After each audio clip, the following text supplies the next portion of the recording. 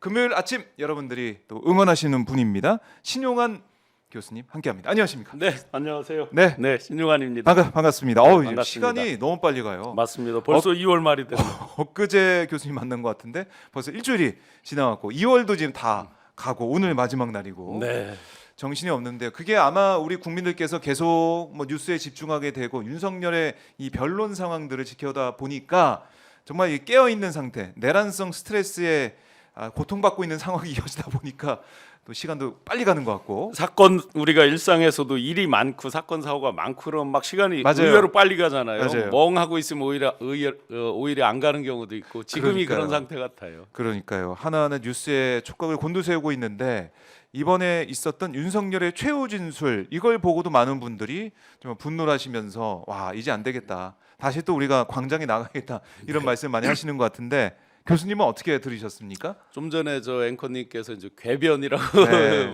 이미 말씀을 살짝 해주셨는데 제가 지난주 아마 이 자리에서 예상되는 어떤 얘기를 할까 해서 세 가지 얘기를 했습니다. 네. 두 가지는 꼭 할 것 같다.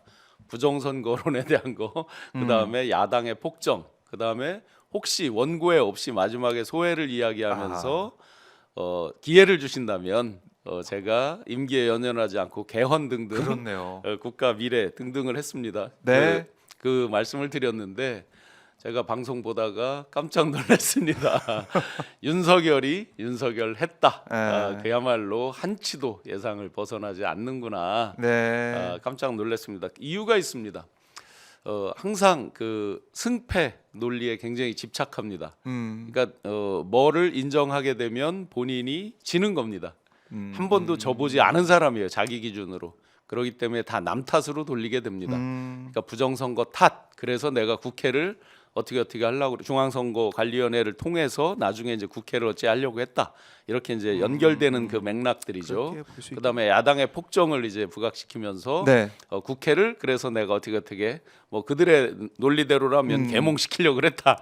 뭐 이런 거고. 네. 마지막에 이제 임기 단축 뭐 개헌 이런 아. 부분들은 이유가 있는 거죠. 이게 끝까지 밖에 던지는 메시지예요. 네, 자기 한 줌도 안 되는 그 지지자들, 본인 표현으로 한 줌도 안 되는 권력, 한 줌도 안 되는 지지 세력에게 보내는 끊임없는 예. 메시지. 네. 메시지 이렇게 정리를 해 주셨는데 그러니까 윤석열이 딱 그 말이 뭐 제일 잘 네. 맞는 그 표현 같기도 하고 네. 사실 캠프에 계시면서도 윤석열 캠프에 계시면서도 이런 그러니까 남 탓하는 아니면 뭐내 마음대로 하는 네, 네. 다른 사람 얘기를 듣지 않는 네. 그런 건 계속 뭐 느껴졌었죠. 뭐 캠프에 있을 때도. 1시간 하면 59분은 조금 과장이고 50분 뭐 그나하지만 실제 남의 말을 듣지를 않아요. 그러다 보니까 놓치는 게 너무 많아요. 그러니까 네. 알리백, 리백 그 기억 나실 거예요. 알리백 할 때 답변 알리백. 못 하고 이러는 게 그러면 저희가 스터디 과정에서 알리백을 말씀 안 드리지 않았을 거 아니에요. 당연히 뭔가 했을 이제 자료가 있었겠죠. 다 네네. 얘기도 하고. 흐름도 있고 예. 아리백이라는 용어를 몰라도 전체 흐름을 귀담아 들으면 당연히 그 말이 그 말인 거구나. 네. 탄소 중립과 뭐 이런 것들이구나라는 걸 아하. 금방 이해를 하겠죠. 예. 그렇듯이 이제 귀 기울이지 않다 보니까 자기 생각 이런 것들을 계속 얘기를 하다 자기 보니 생각. 또 당선 이후에는 그게 훨씬 더 강해졌을 거 아니에요. 그렇겠죠. 그러니까 이제 그게 아집 독선으로 아. 발전되고 자기 마음에 안 드는 거는 이제 위력이나 무력으로 해결하려는 마음 같은 게 이제 훨씬 세졌겠죠. 그러니까 자기 생각 이렇게 말씀하셨지만 우리 국민들이 볼 때는 그러니까 윤석열이 자기만의 이제 세계 네, 네. 뭐 이제 그게 뭐 가상적인 망상적인 세계이라고 우리는 보고 있는데 거기에 좀 빠져 있는 듯한 느낌. 저는 이제 그건 두 가지로 봐야 된다고 네. 생각해요. 망상이 아닐 가능성이 높다라고 봅니다. 그래요? 네, 굉장히 본인이 이제 헌재에서 이런 얘기하죠. 자기 기억력이 좋다는 얘기를 자기 입으로 하죠. 네. 굉장히 기억력 좋습니다. 그게 머리가 좋은 거랑은 조금 다른 측면이지만 그래서 지금 망상일까 알면서도 계산돼서 할까를 보면 저는 망상 아니라고 봅니다. 지금 던지는 메시지도 보세요. 처음부터 저희는 사법 집행을 철저한 엄정한 사법 집행을 원한 거잖아요. 네. 이들은 딱 계엄 실패했구나 하는 순간 분명히 윤석열, 김용현은 느꼈을 겁니다. 특히 김건희 느꼈을 겁니다. 이거 멋됐다 하는 거를 분명히 느꼈을 거예요. 그러면서 네. 철저하게 계산돼서 정치를 해온 거죠. 아. 마지막 순간 대국민 앞에서 마지막으로 정말 어떤 메시지를 던질 기회에서도 정치를 하고 있는 거잖아요 지금. 그렇죠. 예, 그래서 철저하게 계산된 그런 정치일 가능성이 높다. 다만 자꾸 망상처럼 이렇게 하는 거는 수단이에요. 자기를 합리화하고 자기가 나중에라도 사면복권이 되기 위한 네. 그런 포석을 까는 수단입니다. 아하. 저들을 망상이라고 생각하면 우리가 위험할 수 있어요. 거꾸로 대치기를 당할 수가 있어요. 그렇네요. 착각이나 망상 아니라고 저는 봅니다. 철저하게 계산된 게 발언, 몸짓과 그런 행동이다라고 네, 이제 네. 보시는 거고, 그러니까 이 최후 진술을 보면서 그런 얘기도 하더라고요. 아 이거 윤석열 취임식 같다. 네. 취임사하는 맞아요. 느낌이다. 맞습니다. 뭐 돌아가서 내가 뭐 이거 하고 지금까지 이걸 잘해서 자화자찬하면서 난 돌아가서 이거 할 거야. 이런 거 보면서 많은 분들이 경악을 하기도 했었는데, 자 그런 가운데 뭐 김계리 변호사의 개몽됐다. 저는 뭐 네. 개몽됐습니다. 네, 네. 민주당의 뭐 패악을 잘 알게 됐습니다. 네. 육아하느라 잘 몰랐는데 알게 됐습니다. 그런 얘기도 이제 회자가 되고 있고. 그래 댓글에 보니까 뭐 김괴리 뭐 괴리돼 있다. 우리 격차가 있다 그 괴리 이제서 네. 개몽된 거냐 뭐 이런 이제 비아냥성 그런 것들이 많이 뭐- 생기게끔 본인이 발언을 했고 아. 그게 마치 대단한 어떤 결이나 예. 어떤 엄청난 임팩트가 있는 것처럼 스스로 어떤 연출적인 어떤 그런 발언을 통해서 국민의 공분을 사게 됐는데요. 공분을 샀지만 또 한편으로는 응원하는 사람들을 또 이제 만들어 놓는. 그렇죠. 뭐 핵심 지지층은 어. 늘 있을 수 있는 거니까요. 그래서 네. 뭐 온라인상에 남부르 게리다 뭐, 뭐 그런 얘기도 좀 올라오고 네, 있던데 응원하는 맞아요. 사람들. 그러면 저 윤석열은 볼테르냐 뭐 이제 하면서 막 나오고요. 근데 한 가지 이제 여기서 그날 그 마지막 메시지에서 제가 네. 느꼈던 점이 예. 정말 나쁜 과거에 얽매여 산다 윤이 혹시 네. 구치소에 누가 이제 성경책도 넣어주고 책도 넣어줬다고 했잖아요.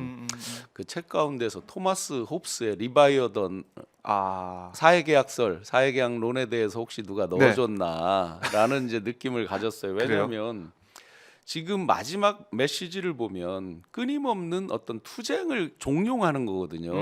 극소수의 지지자들에게 예. 체제 전복을 뭐 생각하는 체제 것일 수도 전복에 있고. 그러니까 간첩이라는 단어가 25번 그러니까요. 나오고 거대 야당의 폭정이라는 뭐 그런 단어들이 44번이나 이제 나오는 거죠. 네. 그러면 우리는 이제까지 이런 민주주의 법치 질서가 유지될 수 있는 건 사회 계약에 의해서 그 룰에 따라 충실하게 살면서 양보할 건 양보해야 되고 예. 불편하더라도 제가 비켜야 될 건 비켜야 되고 이런 거잖아요. 음. 근데 그야말로 자연 상태, 네. 사회 계약 이전 단계의 자연 상태가 이제 리바이어던 아닙니까? 아. 그 상태로 몰고 상태로. 가는 거잖아요. 만인에 대한 투쟁, 그렇네요. 끊임없이 싸워라라는 메시지를 던진 거잖아요. 마지막에. 근데 그 토마스 홉스의 리바이어던 그 책이 나온 게 우리나라 임진왜란 병자호란 때예요. 1600년 초니까 네. 그 병자호란 그 직후쯤 될 거예요 아마. 거기에서 결론이 뭐냐면 군주에 대한 절대 복종이에요. 그 책을 쓰게 된 게 네. 본인이 군주로 생각하고 왕이다. 아까 이제 계몽됐다로 보면 계몽군주겠죠. 프리드리 2세 뭐 이런 그래서 예. 군주에 대한 절대 복종을 여전히 마지막으로 호소하는 그런 메시지 아니냐. 윤 대통령 특징이 있어요. 윤석열 내란 우두머리 특징이 있어요. 뭡니까? 하나 뭐 꽂혀서 얘기하면요. 예. 계속 그 얘기를 해요. 얘기. 자유자유에 한참 외쳤잖아요.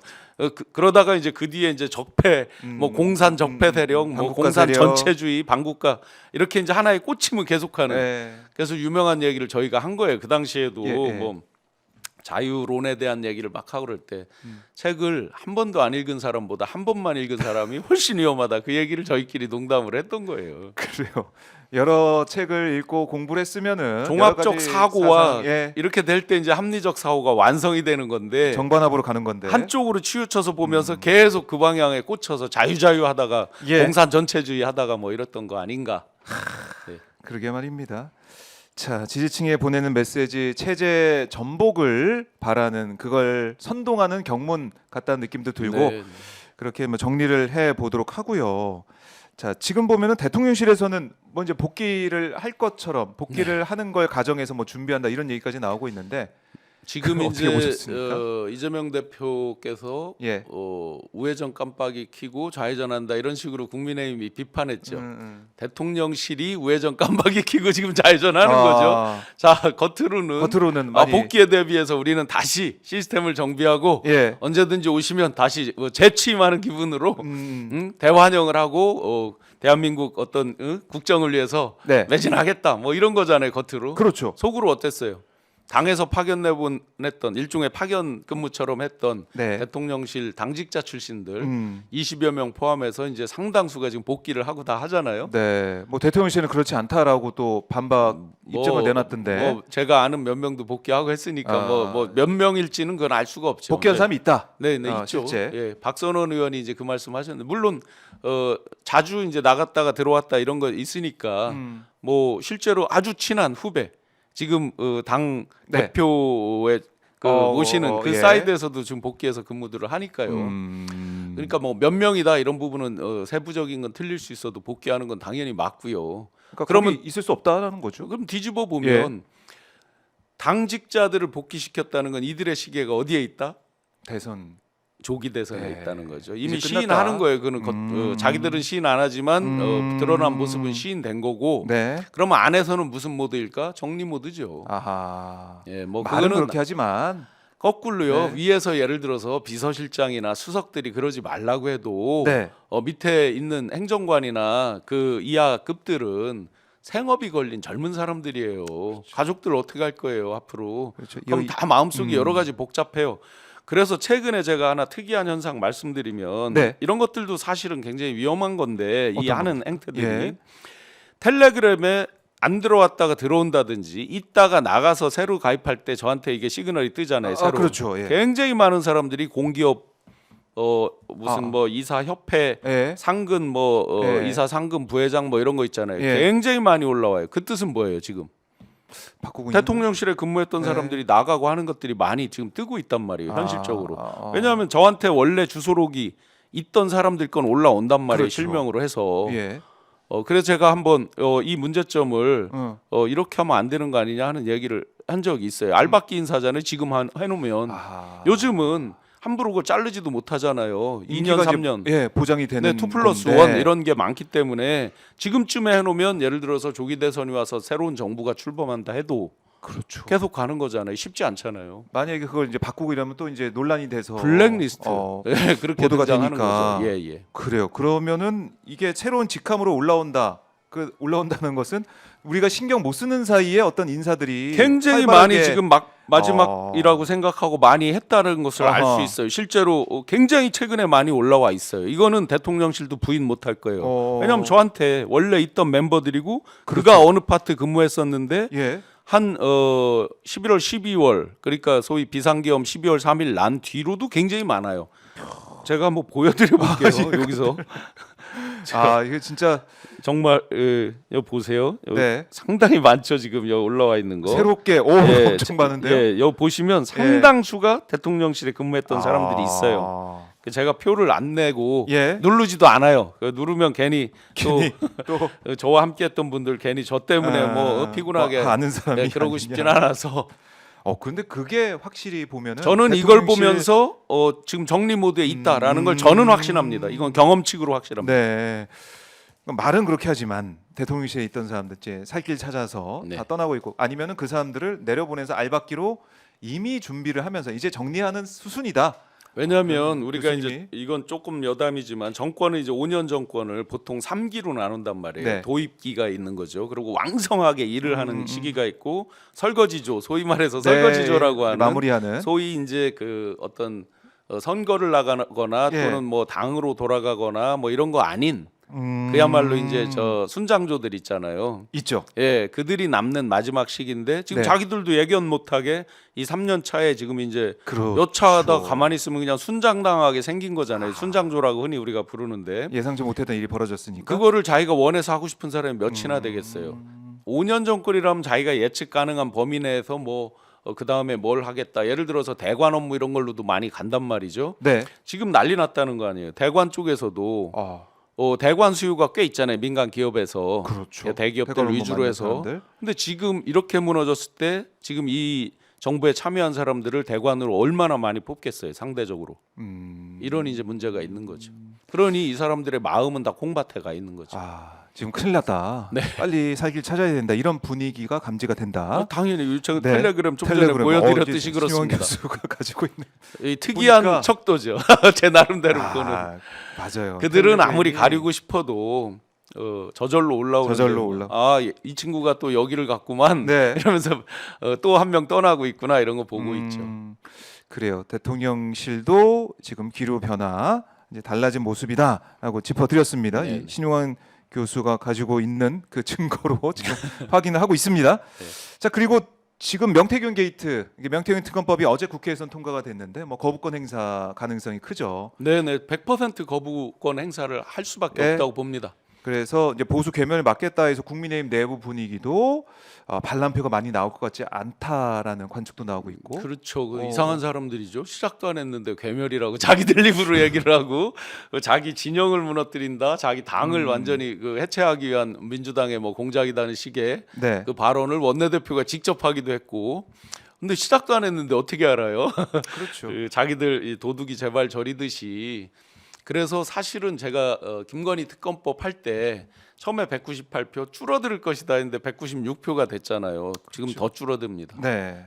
흔히 이제 이런 얘기를 해요. 예를 들어 한동훈 씨 개파 이런 데서 남들 경쟁자들을 다 물리치기 위해서 뭐 어떻게 한다 이런 식으로 이제 그냥 호사가들이 얘기하는 게 있지만 네. 그럴 리가 없다라고 봅니다. 이유는 심플합니다.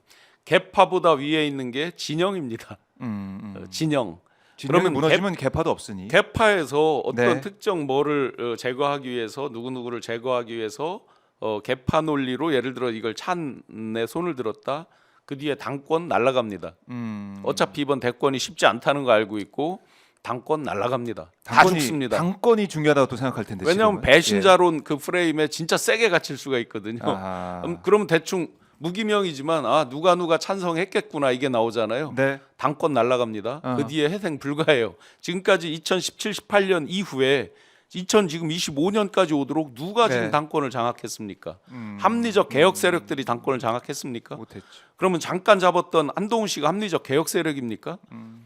그렇기 때문에 그 전체적인 맥락을 주도해온 주류들은 네. 여전히 뭐 극우까지는 아닐지 몰라도 극우에 가깝게 계속해서 TK, PK에 기반을 둔 네. 그분들 위주로 왔기 때문에 그 틀을 그 진영의 틀을 벗어났다가는 네. 대권 놓치고 그 뒤에 당권에서 박살난다 하는 거 알기 때문에 오히려 숫자가 더 줄을 가능성이 있다. 네. 왜 또 그렇게 국민의힘이 지금 벌벌 떨고 있냐 이걸 보면은 명태균 씨가 어제 이런 얘기도 했다고 하더라고요. 내가 얘기하면 우리나라 정치인 많이 잡혀갈 거다. 이미 오픈돼 있는 사람만 해도 대략 10여 명은 뭐 자주 오픈이 됐잖아요. 그 중에서 한 5분은 뭐 엄청나게 오픈이 됐고, 네, 이름이 언급이 직접 네. 되고 있고. 그거에서 정점 중에 한 명이라고 하는 김종인 박사 같은 분들 여전히 이제 방송에 나와서 뭐라 하시던데 네. 굉장히 문제가 있다고 생각합니다. 사실상 이게 조사를 해놓고도 네. 수사를 직접적인 체포나 구속이나 또는 압수수색이나 이런 일련의 그 법률적 행위들이 일어나지 않기 때문에 네. 우리 사회를 왜곡시키는 수많은 사람들 하하. 지금 거론됐던 뭐 홍, 오, 이 이런 분들이 다 큰 소리 치고 있잖아요. 그런데 시간이 갈수록 제가 지난 시간에 위너는 명태균이다. 이 시간의 위너는 이유는 간단하다고 봤습니다. 네. 잃을 게 적은 사람이 위너죠. 잃을 게 적은 사람, 가장 적은 사람이 누굴까? 지금 이 시점에서는 명태균 씨는 이미 구속돼 있습니다. 그러니까 잃을 걸 기준으로 보면 네. 뭐 당연히 명태균 씨가 앞으로도 위너입니다. 그 기준으로 보면 그러니까 하나씩 이제 양파 껍질, 살라미 저 계속 그거 슬라이스 이제 하고 치듯이 나올 때마다 한 가지씩 어떤 그 답변을 하는. 네. 특히 이제 오세훈 시장 같은 경우도 갑자기 버럭 오세훈으로 지금 버럭 변했죠. 뭘 할 때 보면 기자가 어떤 질문을 하면 네. 굉장히 민감하게 버럭하잖아요. 그럴 이유가 하나도 없죠. 당신들 기준이라면 그냥 네. 당당하게 수사해라, 빨리 해라, 촉구를 한다 등등등 이야기를 하시는데 버럭할 이유가 뭐가 있어요? 그냥 쿨하게 하면 되는 거죠. 네. 이준석 의원도 수도 없는 이제 그 애드립 같은 변죽을 울리는 얘기들을 하고 있죠. 어제 뭐 찬성을 했더라고요. 명태균 특검법. 찬성을 본인은 겉으로라도 안 한다고 할 수는 하면 없는 거죠. 이상하죠, 또. 네네. 사실상 안 할 수가 없는 거죠. 네. 겉으로라도 속마음은 알 수 없습니다만. 네. 그러나 지금 수많은 보도에서 가장 아. 여기서 많이 거론되는 게 누구다 등등이 나오고 있잖아요. 실제로. 그렇죠. 그렇게 보면 정말 창원지검 지금 창원지검 너무했다라는 게 금방 나오는 거고. 너무했어. 그 몇 달 지고 있었습니까? 그렇죠. 예. 그리고 결론적으로 명태균 특검 이퀄 김건희 특검 음. 다 알고 있는 거잖아요. 그러니까 지금 김건희 육성까지 이번에 이제 공개가 됐고, 네. 그러니까 USB가 조선일보가 건네졌는데 조선일보가 그거를 뭐 이제 본인 확인을 못 해가지고 보도 못했다 뭐 이렇게 얘기를 하고 있지만 어쨌든 네. 그걸 통해서 김건희가 이렇게까지 공천에 개입을 했구나. 그 말을 한 시점을 보세요. 예. 제가 이제 김건희 씨에 대해서 국민들이 잘 모르는 면이 있다. 어떤 겁니까? 산전수전 공중전 예. 소위 단수가 무지하게 높은 사람이다 생각보다. 이건 칭찬이 아니라 이제 반어법이지만 그러니까 윤석열과 비교해봐도 네 뭐 위죠 위 예, V 상대가 안 제로죠. 되는 거고. 네. 예. 그 지금 조선일보 폐간 없애겠다 하는 그 얘기를 한 시점이 그거라는 거 아니에요. 정확한 시점은 안 나옵니다. 대화 상대도 누군지는 정확히 밝혀지지 아직은, 않지만 예. 12월 3일 내란 이후 저 특검 통과 이 탄핵 네. 통과 전. 통과 전 그 네. 사이라는 거 아니에요. 그럼 뭐 그 그렇게 사이에 기준- 한 예. 열흘 상간인데 음. 그 사이에 그런 얘기를 할 수 있다. 한번 생각해 보세요. 네. 일반적인 사람의 경우에 그 시기에 그런 말을 할 수 있나요? 그렇죠. 그렇게 안 되죠. 네. 아. 그러니까 이 사람이 원래도 이제 그 야전형으로 많이 거올라와서 세상을 겁없이 바라봤던 사람인 거죠. 네. 그러다가 지금 비상계엄 내란이 실패했으면 다 쥐고멍에를 들어가든지 이제 짐 싸면서 구치소 갈 준비를 해야 되는 거잖아요. 일반적인 경우라면 예.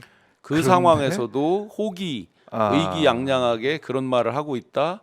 이런 걸 다 체크해서 알고 있는 검찰 예. 호암마마처럼 한마디 말도 못하고 나중에 수사 보고서에 대해서 브리핑할 때 음.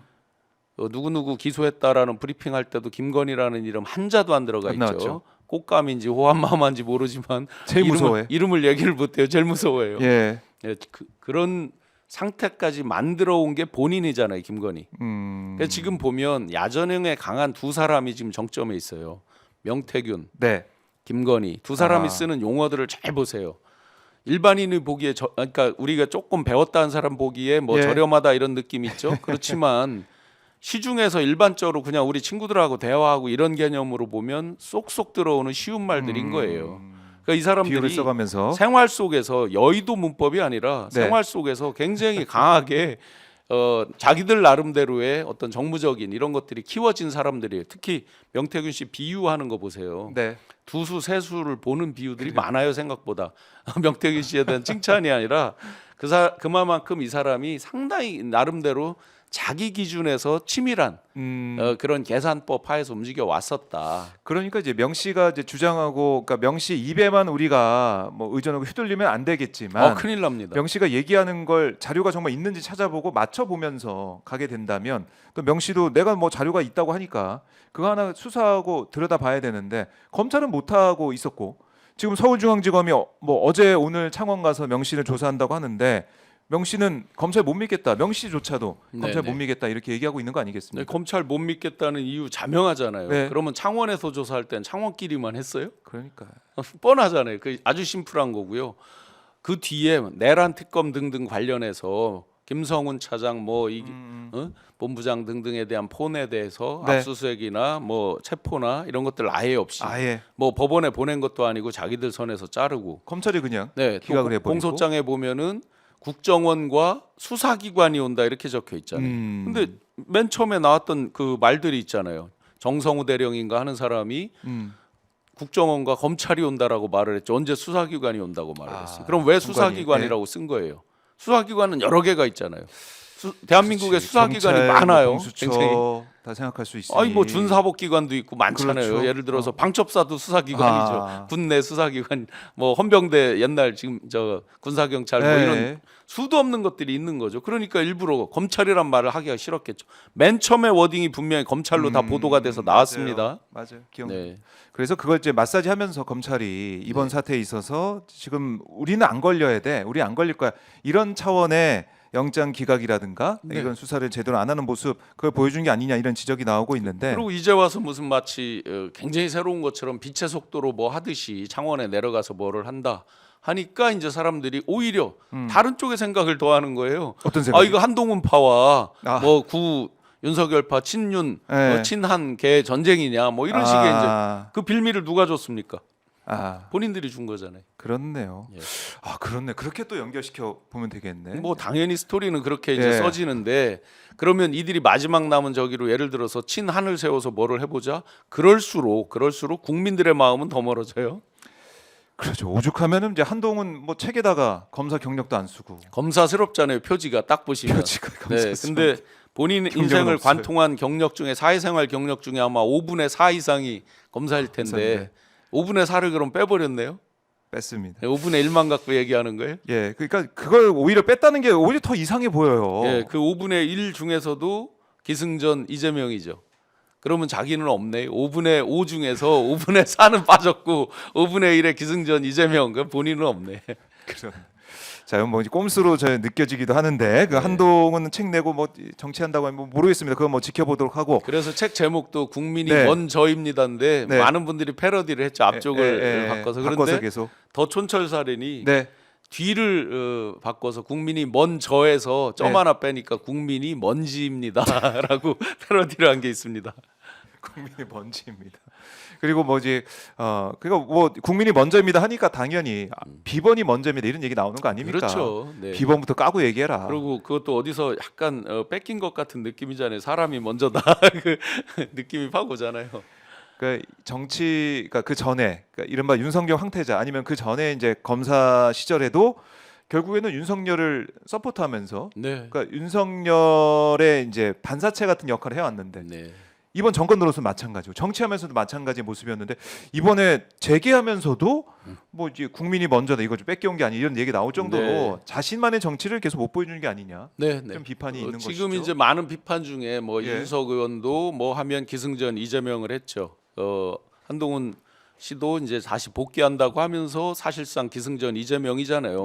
이재명이 친위 쿠데타를 할 사람이다라는 식의 내용이 있다는 거잖아요. 네. 저 아직 책을 전체를 못 봤어요. 앞에 이제 출판사에서 낸 그 서문 비슷하게 이제 광고문을 4쪽짜리를 봤는데 네.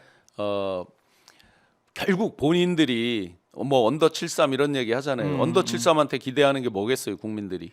새로운 미래, 예. 새로운 대한민국, 미래, 희망, 비전, 어떤 뭐 청사진 그렇죠. 이런 것들을 기대하는 거죠. 제가 무엇을 어떻게 바꿔 나가겠습니다를 원하는 거잖아요. 네. 남이 뭐를 잘못해서 어쩌다가 기존의 과거 세력이라고 그러면 미래 세력에 기대하는 건 그거잖아요. 그러면 그 얘기를 하고 그렇네. 있어야 최소한 본인들이 새롭다, 언더 73이다 이런 걸 네. 말할 자격이 있는 거죠. 계속해서 뒷다리 잡는 거, 어허. 그런 거는 저 홍준표 대구시장 이런 분이 더 잘해요. 기존에 많이 보여줬잖아요. 예. 더 이상 국민들이 그런 것들을 보고 싶어서 젊은 언더 73 뽑을 이유가 네. 뭐가 있어요? 그런 거는 위에 구세력들이 더 잘하는데. 더 잘하는데. 그러니까 이제 이재명 얘기만 한다는 것 자체가 그러니까 네. 내가 뭘 보여주거나 내가 뭐 포지티브하게 잘하기 경쟁하는 게 아니라 네. 이재명 비판에서 급을 키워가지고 이재명 때리기 위해서 나도 이재명만큼 클래 뭐 이것처럼 느껴지기도 하고. 그리고 이분들이 뭐 흔히 이제 얘기를 하면 시대 정신을 얘기를 하는데요. 이들이 바라보는 시대 정신이 겨우 그거예요? 남 공격하고. 시대 정신에는 네. 반드시 시대 정신을 캐치했다 그러면 시대적 소명이 따를 것이고 네. 그에 따른 총론과 강론, 액션 플랜들이 나오는 거잖아요. 그러니까 그게 없다는 거죠. 즉 결론적으로 이들은 시대 정신을 네. 읽지 못하고 있다. 아하. 결론이. 결론 시대 정치. 더 거슬러 가면요. 잊지 못하고 국민의힘에 지금 제가 계속 대주주론을 오마이에서 몇 번 말씀드렸잖아요. 대주주가 누구냐? 본인들이 네. 가치적, 이념적, 예. 논리적 대주주가 아하. 되기 위한 노력을 해야 되는 거잖아요. 그렇죠. 현실적 보이는 현상. 이들이 말하는 건 시대 현상입니다. 시대 정신이 아니고. 시대 현상. 예, 시대 정신을 자 한번 놓쳤다. 네. 그러니까 지금 완전 공허하게 됐다. 아. 그러면 좀 힘들더라도 밑바닥에서 시대 정신을 내가 만들어 가야 되겠다. 이런 노력을 하는 게 돌아가는 것 같지만 그게 어떤 시대 정신을 선도하는 사람으로 인식이 되는 순간 네. 어느 순간에 굉장히 큰 기회가 오겠죠. 아. 시대 현상을 쫓으면 어떻게 됩니까? 소비되고 마는 거죠. 네. 그러면 저희가 80년대 후반 학번들이 앞에 80년대 초반 운동권들한테 끼어서 낀 세대로 그냥 지나갔다 이런 말을 많이 한단 말이에요. 본인들도 낀 세대로 장강후랑 추전랑이죠. 뒷물이 그냥 밀고 가는 거예요. 그렇네. 맨날 자기들은 뒷물이라고 강조를 해요. 앞물 없어져라. 천만에요. 아하. 장강후랑 추전랑 그 다음 구절이 뭐예요? 그 앞물도 곧 뒷물이 디나니 바로 자기들도 뒷물에 또 밀려요. 네. 별 수 없습니다. 언더 73이 아니라 언더 83도 나올 거 아니에요. 그러면 그렇죠. 계속해서. 그래서 시대 현상만 쫓는 지금과 같은 이런 걸로 대한민국을 근본적으로 바꿀 수 없다. 여기서 예를 들어 이재명 대표가 보수 진보 논쟁, 우클릭 논쟁을 땡겼잖아요. 네. 이거의 의미를 다시 봐야 됩니다. 미래 아젠다예요. 지금 과거를 놓고 다 싸우고 있어요. 네. 거기에서 오랜만에 가치적 논쟁이 나온 거죠. 보수다 진보다 하면서 우리가 머릿속에 단순히 그냥 땅 따먹기만 생각하는 게 아니잖아요. 그러면 네. 보수라고 하면 또는 우파 또 뭐 중도 보수 하면 그들이 지향하는 가치가 뭐였지라는 생각을 해보게 되잖아요. 그러면서 관점을 확 돌렸다. 사실은 예를 들어서 이준석 의원 등등이 잘하는 게 뭐냐면 허수아 비치기 논점 돌리기잖아요. 이 논점 돌리기에서 이재명 대표한테 완전히 다 당한 거죠. 선점 당했죠. 끌려다니죠. 네. 끌려다니는 사람은 100% 여의도판에선 지더라. 아, 그렇죠. 끌려다니고서는 어떻게 이길 수가 있겠습니까? 그래서 이재명 대표가 선점하고 있다라고 정리해 보고요. 자, 그리고 이 명태균 게이트가 이제 본격적으로 올라오면서 네, 네. 결국에는 12월 3일 이 날짜를 정한 것도 네. 명태균 이 게이트, 이른바 이 명태균이 이제 폰을 뭐 누구 준다 이렇게 하고 그날 뭐 이게 개헌 버튼 눌린 거 아니겠습니까? 네. 저는 100%라고 생각을 했고 그래서 제가 12월 4일 새벽에 네. 인터뷰할 때 이제 전날은 정신이 없었고요. 그날 정신 차리고 100% 명태균 게이트 때문에 버튼을 눌렀다라고 했습니다. 인터뷰에. 네. 그래서 이 명태균 게이트, 이 명태균 때문에 이렇게 됐다라고 우리가 계엄 원인 이걸 분석을 계속 할 수가 있고, 그리고 지금 드러나고 있는 게 김건희 또 이제 조태용 원장의 문자. 근데 해명이 나온 건 이런 거였어요. 해명 나왔을 때 딱 보니까 이거 바뀐 번호를 알려준 거다. 자, 그 해명이 정말 자기들이 무덤을 판 거예요. 그 해명 맞다 치자고요. 왜 그렇게 보십니까? 바뀐 번호를 새로 줬다. 예. 자, 그럼 그 전에 얼마나 많은 통화와 교신을 했으면 바꾼 걸. 제가 박정호 앵커님하고 네네. 아무 관계가 없었는데 예. 띡하니 제가 문자 보내서 제 바뀐 번호는 이거예요. 어디선가 연락처를 구해서. 그건 아니겠죠. 네. 그 전에도 연락을 해 왔다. 그 해명이 맞다 그래도 자기들이 무덤을 팠다. 네. 택도 없는 얘기다. 완벽한 거짓말이다. 시계열로 한번 볼게요. 시간 네, 순으로 네. 간단하게 보겠습니다. 11월 4일 날 창원지검 수사보고서 나왔죠. 7일 날 대국민 담화했습니다. 네. 그날 딱 벽을 쳤어요. 아마 그 사이에 어떤 조선일보가 뭐 딜을 했다 어쩌다 지금 나오는 얘기가 딜이 있었다 그러면 시점은 그 시점으로 저는 생각을 해요. 네. 그러니까 이유가 있습니다. 이 USB가 있다. 네, 10월 31일 날 네. 민주당에서 녹취를 틀었어요. 김영선 주라 했는데 아, 말이 많네. 그게 네. 31일 날 나왔고 그때 바로 직후에 명태균 씨가 조상님 아버님 무덤에 뭐 묘에 저기를 묻으러 간다 하면서 잠시 3박 4일 정도 사라졌죠. 네. 그리고 11월 4일 날 명태균 씨 페이스북에 더 이상의 녹취 없다라고 딱 밝혔어요. 검은 배경에 흰 글씨로 딱 밝혔어요. 네. 그러고서 4일 날 이제 수사 보고서가 있었고 7일 날 담화. 그때 담화할 때 완벽하게 벽을 쳤다는 뜻은 뭐예요? 그쯤에 어느 정도 딜이 있었다고 전제를 한다면 딜이 어느 정도 먹히는 그런 모양새가 있었는가 보죠. 그쯤에는. 네. 그랬다가 이제 뭐 그게 흐트러졌든지 어쩌지 하니까 명태균 씨 주장에 따르면 전자레인지에 돌리고 뭐 넣어서 돌리고 폭파해라 뭐 이런 게 이제 뒤에 나왔겠죠. 11월 21일 날 저 조사받고 24일 날 김용현 씨 불러서 특단의 대책 아니면 안 되겠다 나왔죠. 12월 2일 12시 3분에 첫 번째 보도가 나왔어요. 명태균 씨 변호인이 민주당에도 줄 수 있고 시민단체에도 네. 줄 수 있다. 이거 초비상이잖아요. 네. 자, 그런데 그 뉴스가 집중적으로 지금도 모두가 네이버든 검색해 보면 다 나옵니다. 오후 4시경부터 이제 언론사들 아마 마감 뭐 이런 거에서 4시 5시에 집중적으로 그 뉴스가 나와요. 김건희 조태용 간의 문자가 있던 게 대략 17시 50분 경이라고 해요. 예. 그러면 무엇을 보냈을까? 여기서 이제 홍장원 1차장이 소환됩니다. 네. 홍장원 1차장이 갑자기 맥락과 별로 관계없이 자승스님 소신공양 입적할 때 입적 때 안성 7장사에서 입적할 예, 때 그 2023 입적하던 날이 년입니다, 그때. 2023년 11월 11월 29일입니다. 네. 네. 그때 국정원 요원들 갑자기 연락받고 조태용 원장으로부터 지시받고 한 70여 명 출동했다. 뭐 했겠습니까? 상식적으로. 맨 처음에 뭐 대통령은 윤석열은 대공용의점이 있다라고 하면서 출동시키라고 했는데 그럼 제가 그 거꾸로 저 예. 질문 드려볼게요. 북한에서 소위 대공이라면 이제 주로 북한을 그렇죠. 얘기하는 예. 거니까 북한에서 자승 스님을 왜? 음. 저도 평양도 가보고 모양산도 가보고 뭐 신의주도 가보고 제가 이제 저희 그룹의 CEO 네. 최장실 사장하고 할 때 아하.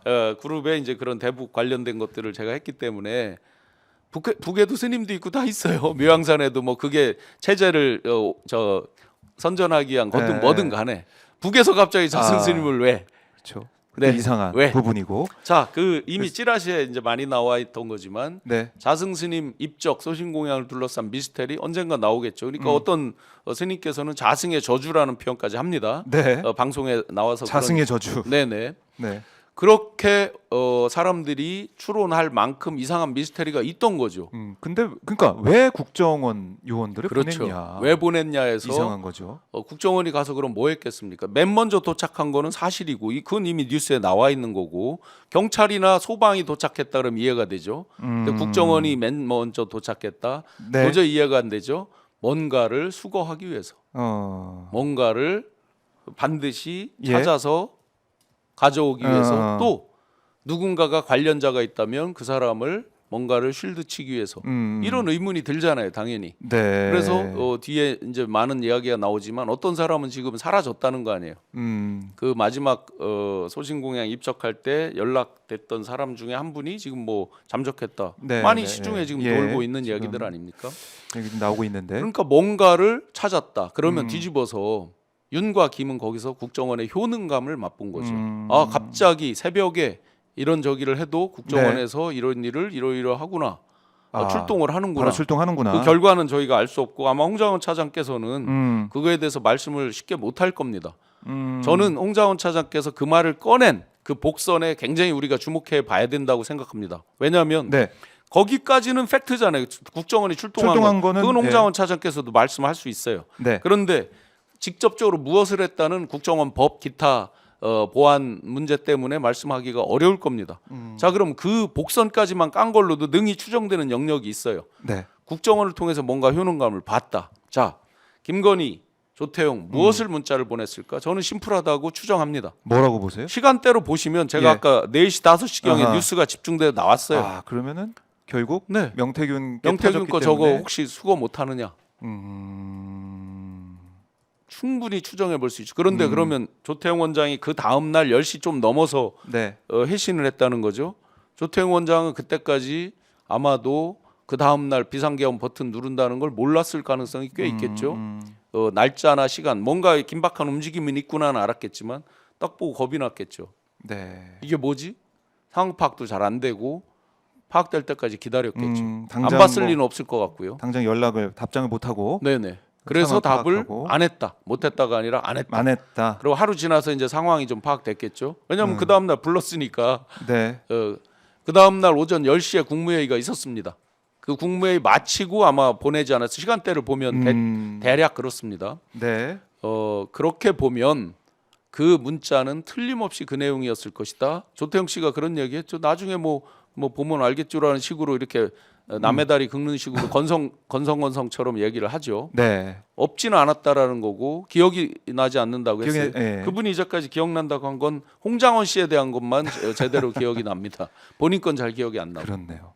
그러니까 이 문자를 주고받은 게 이제 드러나면서 결국에는 이 명태균 관련된 게 이 계엄의 네. 비상사태 내란의 정말 중요한 부분이고. 지금 뒤에 보면 예. 이제 뭐 조선일보 폐간 얘기부터 이런 것들은 물론 그 뒤라고 그러지만 제가 이제 두 가지를 크게 말씀드렸잖아요. 명태균 씨 거에 주목해봐야 될 게 하나는 일적인 거, 업무적인 거. 네. 예를 들어 뭐 창원 산단에 어쨌다, 그다음에 사람을 뭐 추천하거나 인사에 대한 개입 부분.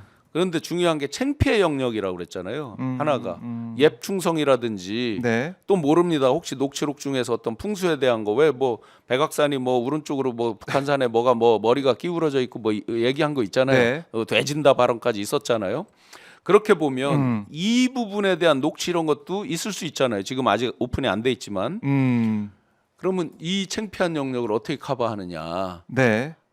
지금 조선일보 폐간 이런 걸 서슴없이 얘기하는 걸로 보면 굉장히 창피 영역의 대화도 많을 거 아니에요. 근데 이 폰을 만약에 민주당이나 시민단체에 낸다 네. 하는 순간 난리가 나겠죠. 저거 빨리 못 가져오냐. 그렇네. 지금도 이게 지금 난리가 아직 다 시작도 안 했는데 네. 난리인데 그거 되면은 큰일 난다. 지금요 저희가 네. 비상계엄 내란 친위 쿠데타 이후에 네. 들으니까 이런 게 별거 아닌 것처럼 느껴지잖아요. 그렇죠. 만약에 이게 아니고 이걸 들었어 이게 나왔다. 이거랑 그러면 바로 비교해 볼 수 있는 게 최순실 아니에요. 그럼요. 이거 바로 탄핵해라 이거는 이거잖아요. 뭐 그거보다 더 이제 심각한 훨씬 심각한 국정농단이니까. 지금 이 내란을 겪고 나니까 그냥 덤덤합니다. 그냥 별것도 아닌 듯이 그냥 막 지나갑니다 이게. 네. 아 그러니까 국정원을 이제 활용해 가지고 국정을 써먹으려는 생각도 했던 것이고 또 네. 홍장원한테 전화해 싹 다 잡아들여라고 네. 윤석열이 전화한 걸 보면은 국정원을 통해서 뭔가 중요한 일을 계속 도모를 했었다. 그래서 이제 그 다음 날도 하나 또 유추되는 게 있잖아요. 예. 왜 홍장원 씨한테 직접 연락을 네. 했을까? 자, 어제 조태용 씨한테 연락해서 지시하려고 그랬잖아요. 지난번 칠장사처럼. 조태용 씨가 답이 없었잖아요. 그 다음 날 뭔가 답을 했지만 좀 아마 뜨뜻미지근했는지 뭔지 모르죠. 네. 그러니까 그날 저녁이잖아요. 그날 저녁 10시 뭐 한 50분경이라는 거 아니에요? 대략? 그날 저녁에 그러면 10시 담화문 53분. 발표하고 예. 바로 했다는 거 아니에요. 그죠? 그렇죠. 그러니까 그때는 조태용 원장한테 했더니 이게 뭐가 안 돼. 그래서 음. 직접 액션을 하는 건 홍장원이지 네. 라고 했을 수가 있겠죠. 하하. 야, 그러면은 이거 윤석열 김건희가 이제 국정원을 정말 활용해 가지고 완벽히 V0죠. 실제 V0에 대한 느낌을 어디서 읽으실 수 있냐면요. 명태균 씨랑 통화 풀 버전이 까졌죠. 2022년 5월 9일 날 밤에 오전에는 뭐 김영선 주라 했는데 말이 많네. 이거는 오전이었고요. 네. 5월 9일 취임식 하루 전입니다. 그날 저녁에 김건희 굉장히 피곤한 듯이 말을 하죠. 그러니까 명태균 씨가 이러잖아요. 어디 몸이 불편하시냐. 네. 내일 뵙겠습니다. 그거 끊잖아요. 네. 그날의 그 목소리 톤을 한번 보세요. 벌써 딱 이거예요. 야 이 자식아, 응? 어제 나와 내일에 나는 다른 거야. 너 함부로 하지 마. 뭐 이런 식의 느낌으로 모든 사람을 대하는 거죠. 예. 뭐냐면 피곤한 것도 물론 있을 겁니다만 딱 목소리가 이런 느낌이에요. 이렇게 네. 이 느낌으로 아. 벌써 대관식을 준비하는 예. 그 대제의 어떤 모습과 위험에 그거에 어떤 전초가 있는 거죠. 네. 물론 피곤할 수 있습니다만 거기서 딱 그 말투와 이게 그 전 때 공개된 것과 분명히 다릅니다. 알겠습니다. 자, 지금 시간이 다 돼가지고 이제 보내드려야 되는데 다음 주에 저희가 더 네. 이어서 말씀을 나눠보도록 하겠습니다. 가시기 전에 시청자분들께 못다한 말씀 있으면 듣고 마무리하겠습니다. 네, 이제 민낯이 샅샅이 하나씩 껍질이 벗겨지고 있습니다. 국민 여러분들께서 뭐 충격받으실 내용도 이제 아닌 정도로 저희가 무덤덤하지만 다시 한번 꺼진 불도 다시 보자는 마음으로 윤과 김에 대해서 그들의 사악함, 굉장히 어떤 영악함, 완벽히 계산된 거 이런 것들을 철저하게 우리가 대비하고 단순한 망상이다. 이게 시간이 지나면 또 다르게 얘기하면서 잊혀질 거다. 이렇게 생각하면 안 될 것 같습니다. 내란이 실패했다? 아닙니다. 이미 상당 부분 나머지가 무덤덤해졌잖아요. 그 자체로 이미 내란이 그들은 절반이 성공을 했다. 그런 속에서 상당 부분 잊혀지기를 바라면서 갈 수 있다. 이런 부분을 계속 경계하면서 저도 실체적 진실이 오픈되는 그날까지 더 열심히 노력하겠습니다. 네, 교수님 말씀 잘 들었습니다. 네, 고맙습니다. 고맙습니다. 네.